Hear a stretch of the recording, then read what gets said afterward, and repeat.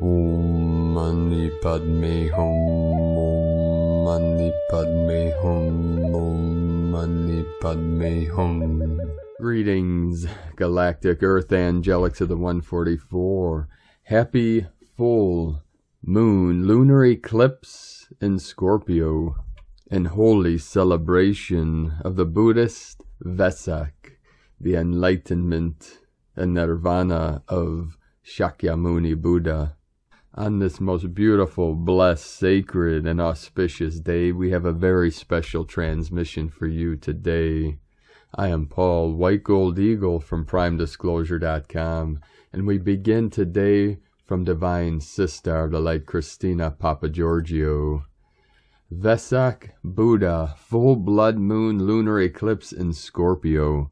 The phoenix rises from the ashes and transforms into the holy white dove. May 15 through 16, 2022, 16th of May at 1:32 a.m. UTC. Overall duration 5 hours 19 minutes period between the beginning and end of all eclipse phases. Duration of totality 1 hour 25 minutes period between the beginning and end of the total phase.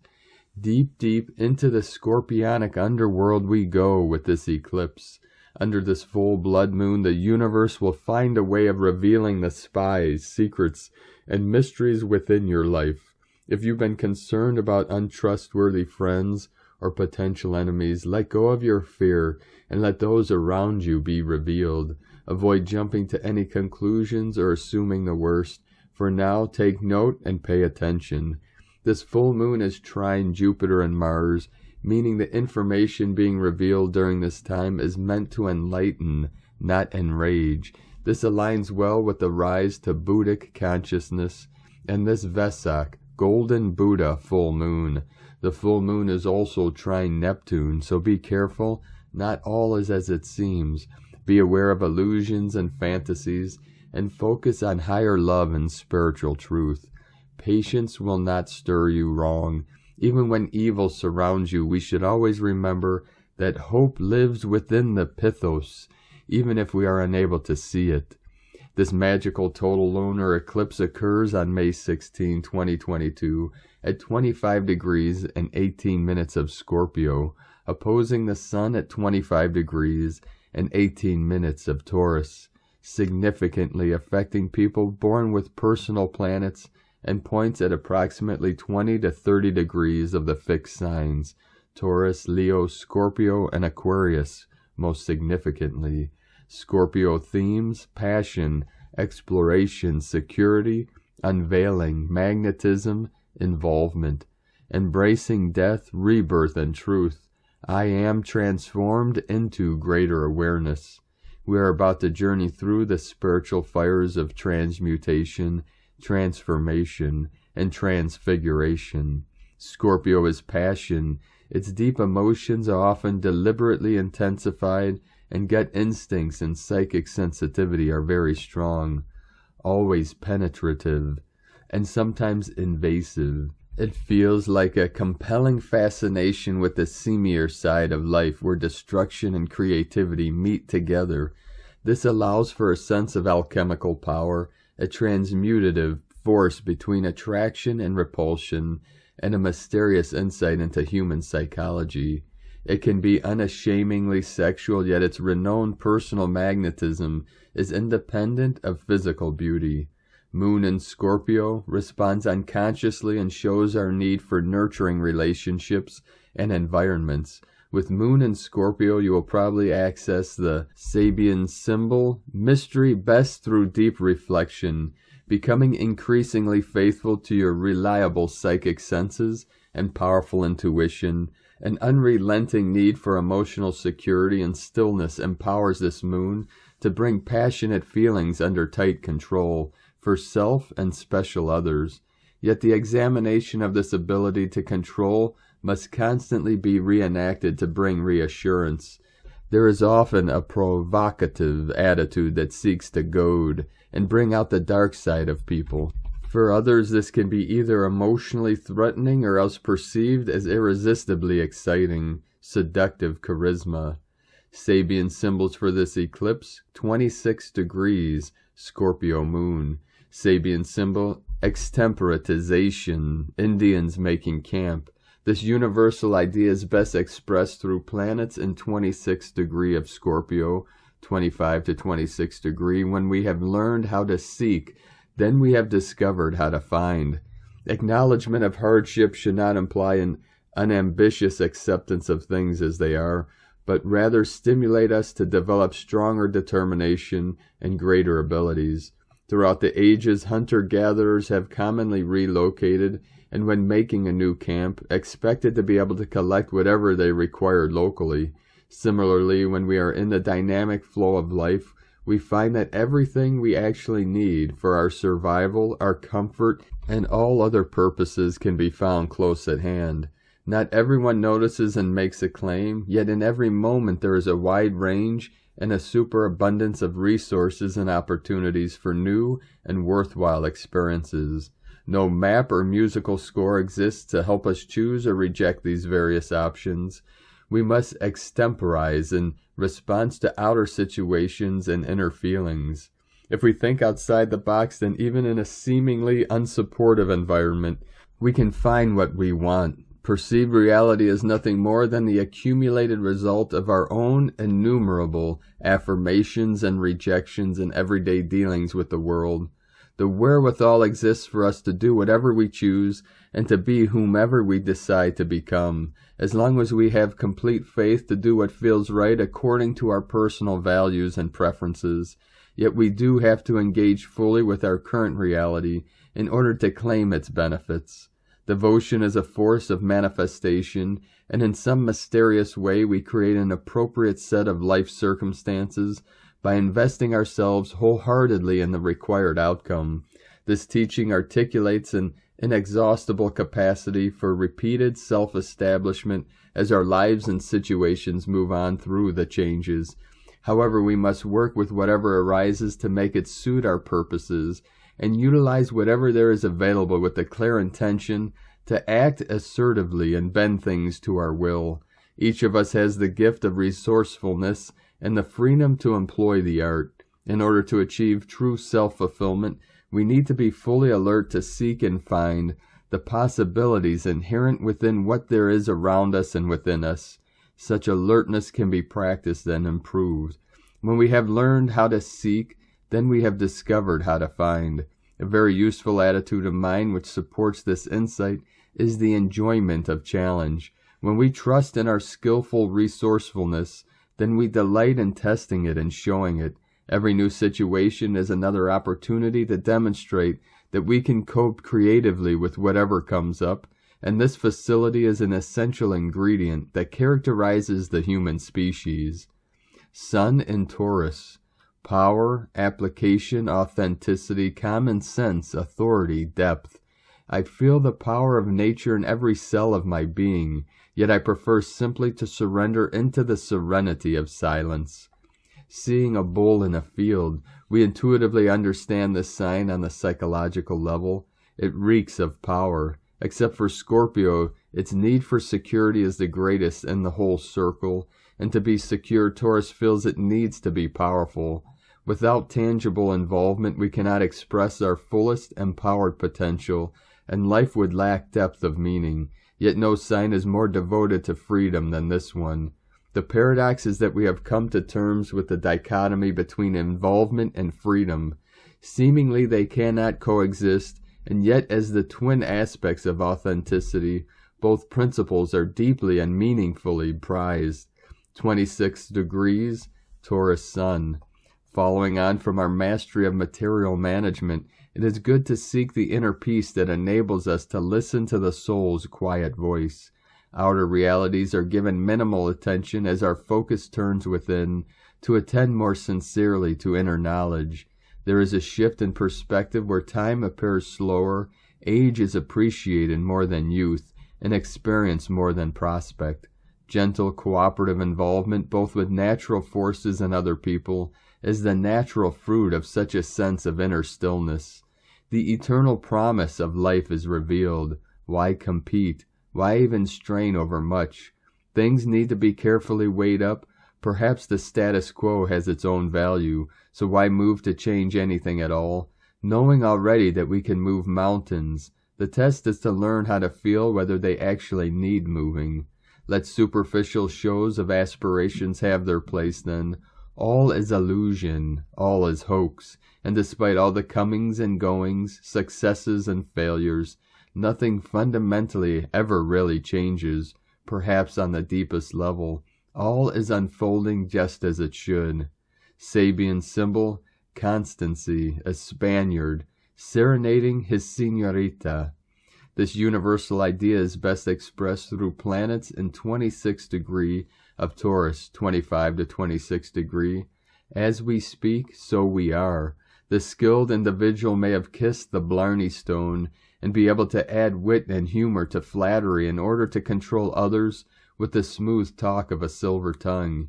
Yet the wiser individual will see the futility in this misuse of glamour. The reality we encounter is built by what we think, say, and do, and every little contribution matters. A casual remark here, a white lie there, what does it matter? Well, it does matter. Each nuance of what we allow out has its subtle effect. It materializes. Those of us given to poetry and music are asked to honor these powerful devices as they create their effects. Through constancy, we can become the embodiment of the ideals that romance points towards. If the soul exults in the beauty of love's language, then we must be true to that feeling, or we will betray it, as do prostitutes and gigolos. As we speak, so we are. What comes out of our mouths is a measure of what comes out of our hearts. If our hearts are to be true, then what we say must be true. Also, we need to remember that the vision we are projecting into the world's future is not only that which pleases our own desire, it is greater than that, because others also participate in its creation. If our soul is to be undeniably present within our created vision, then so must other souls. This requires a kind of courtship. Soul needs to be reassured, coaxed, serenaded, and won. To achieve this insincerely is a betrayal at the level of the soul, and it is difficult to think of a more poignant crime. With constancy, we learn that everything is at hand, that all we desire is already ours, and that no sense of the need for compromise is truly valid. Source Sabian Mysteries, a spiritual approach to astrology. Commentary on the work of Dr. Mark Edmund Jones by James Burgess. Divine blessings for our collective grand rising through the alchemical fires of transmutation, transformation, and transfiguration. In la Ketch a la Keen, Christina White Magnetic World Bridger, Keen 66. And from Ananda Shri, Vedic Astrology. Blood Moon Lunar Eclipse, Buddha, Purnima, May 15th, 6:32 through 11:50 p.m. Pacific Time. A total lunar eclipse will darken the moon over the U.S. and Europe, triggered by the shadow snake of liberation, Ketu. This game-changing lunar eclipse can catapult you into higher awareness. This lunar eclipse has a transformational fire within it. It falls in Vishaka, the Vedic star of purpose, clarity, and one-pointed focus, and is also the Buddha, Purnima, birthday of Gautama Buddha. Lord Buddha taught liberation from suffering through steady focus, observation, and meditation. It's said that the power of meditation is enhanced during this eclipse, so take this time to sit and follow your breath for at least 10 minutes. Be present with what is and simply observe the emotions that may arise in your body. If you're feeling held down or trapped in old patterns, use this time to cut cords and focus on the power of the present. From AnandaAstrology.com, and from Divine Sister of the Light Sangita Handa. Lord Buddha's Vesak, full moon eclipsed. This holy full moon and Lord Buddha's touchdown on earth for sheer 8 minutes. This is spiritually the most important supreme moment in the annual earth cycle, a celebration of his birth, enlightenment, and ascension. Vesak falls annually on the Scorpio full moon in the month of May, with Sun in Taurus. It is at the exact moment of the Scorpio-Taurus full moon that Lord Buddha is said to return momentarily to earth, appearing physically to those gathered in the secluded Vesak Valley in the base of Mount Kailash in the Himalayas. However, his blessings are bestowed upon all who sit in meditation and prayer at the anointed time to receive him. Moreover, he brings with him the most powerful spiritual energy of Shambhala to the assembled masters, initiates, and disciples of the light hierarchy for the assimilation and distribution of Shambhala force throughout the world. The sun's transit through Taurus exalts the moon, and Taurus is ruled by Venus, the spiritual ruler of earth.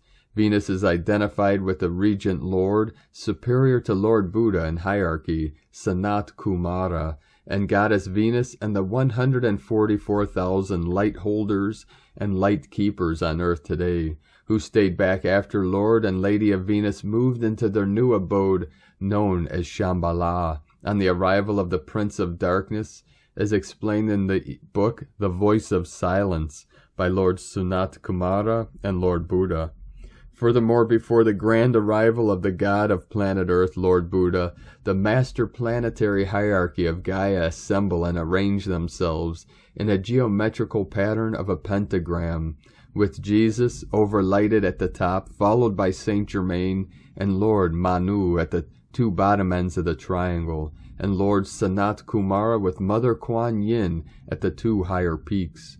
Lord Buddha acts as the spiritual intermediary between the highest spiritual center, Shambhala, and the planetary hierarchy. The Vesak sacred ceremony takes place between the Buddha, the Christ, and the united spiritual hierarchy as a blessing poured forth upon our planet. Spiritual leaders gather in the Vesak Valley, a mythic place lying at a rather high altitude in the foothills of the Himalayan Tibetan ranges. It is surrounded by high mountains on all sides except towards the northeast, where there is a narrow opening in the mountain ranges. The valley is bottle-shaped in contour with a neck to the northeast.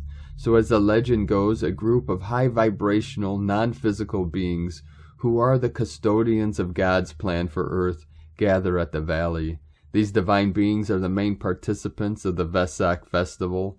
They arrange themselves in the northeastern end of the valley in concentric circles and prepare for a great act of service.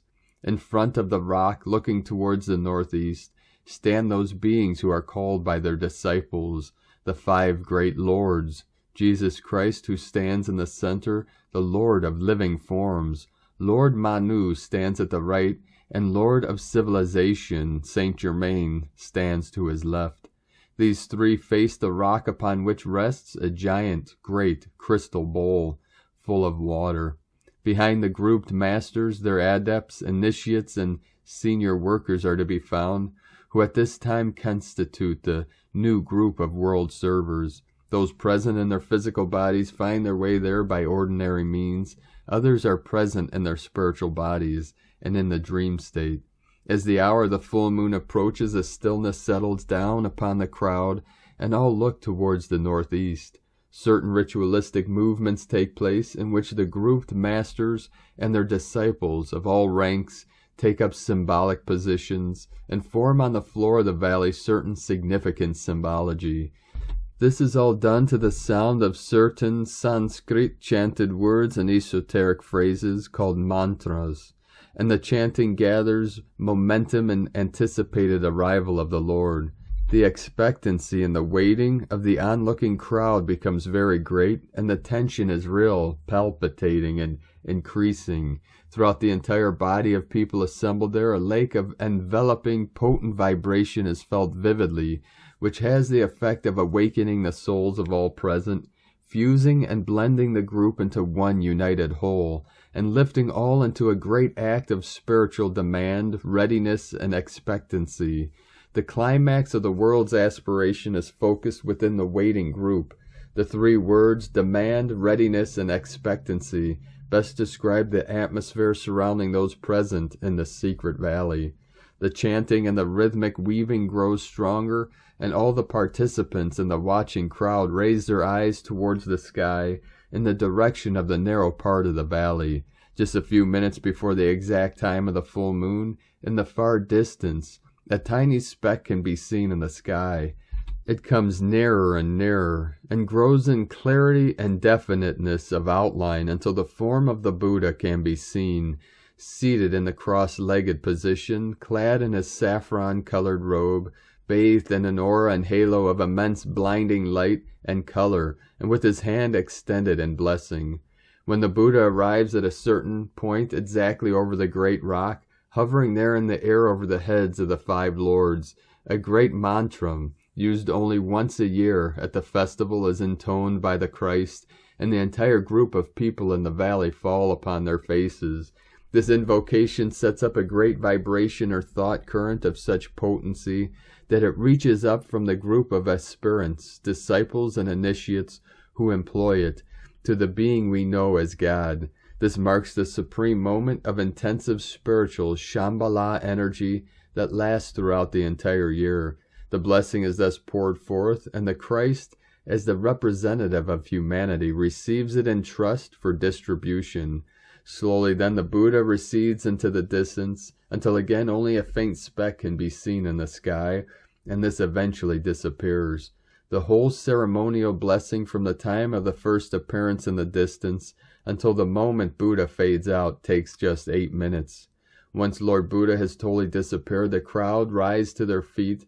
The water in the bowl is distributed in tiny portions to the masters, initiates, and disciples, and they then go their way to their place of service. The crowd, who have been brought their little cups and vessels of water, drink of them and share with others.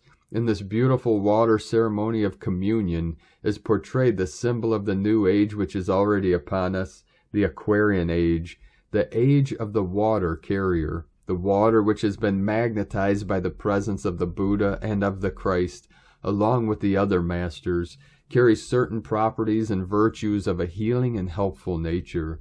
Lord Buddha's annual sacrifice for humanity, for he comes back only at great cost, is over, and he returns again to that high place where he works and waits, in the great white lodge of Sirius. Buddha was Siddhartha Gautama by birth, and the Buddha is a title he earned and attained through his evolution. The name Buddha signifies the enlightened one, or the awakened one. He lived in present-day India and Nepal between the 6th and 4th century BC, and passed over in 483 BC. At that time there was no Nepal, but all was Hindustan, India. I now take you on a journey back 2,499 years. Sit back and enjoy his life story through paintings as pictures depict 1,000 words. A reluctant teacher. He considered that the enlightenment he had reached was not only near impossible for him to express in words, but also would not easily be understood by the masses. Moreover, he felt as well enlightenment must be acquired and experienced, not narrated as a satsang. For the first 44 days after enlightenment he kept refusing to teach, but he was told that his purpose would be defeated did he not reveal his spiritual attainment. Eventually, after much deliberation from the light and hierarchy, he agreed to share, not teach, the righteous path that humanity could tread in order to evolve higher, and outline the basics through the 4 noble truths. Further, he postulated that a path is needed to be freed from the 4 noble truths, and so he mapped a direction that mankind could adopt. This he did through the doctrine of the Noble Eightfold Path. His message to the people was fundamentally that happiness is in learning that nothing in the world is permanent, and so detachment is vital for acquiring nirvana, or mukti. This final request to mankind was to work hard to gain salvation, freedom, mukti, through self-mastery, and that ignorance doesn't beget enlightenment. He did not teach enlightenment, nor did he share how he became enlightened. As to him, enlightenment is unteachable and individualized, and that each human must find his own individualized path to ultimate wisdom. After his death, it was his followers who created a new religion known as Buddhism. Day of safeguarding plus days of distribution. Now for 2 days prior to the full moon, we prepare ourselves by holding an attitude of dedication and service and upward spiritual striving. We seek to become receptive to that which our soul will impart, that which will make us of use to the spiritual hierarchy. The day of the Vesak Purnima full moon is known as the day of safeguarding. We simply regard ourselves as recipients or custodians of as much of the spiritual Shambhala force as we can possibly hold. We attempt to hold ourselves steadily in the light. We will not formulate what will happen, nor will we look for results or tangible effects. We will maintain an inner peace. The 2 days following the Vesak full moon are called the days of distribution.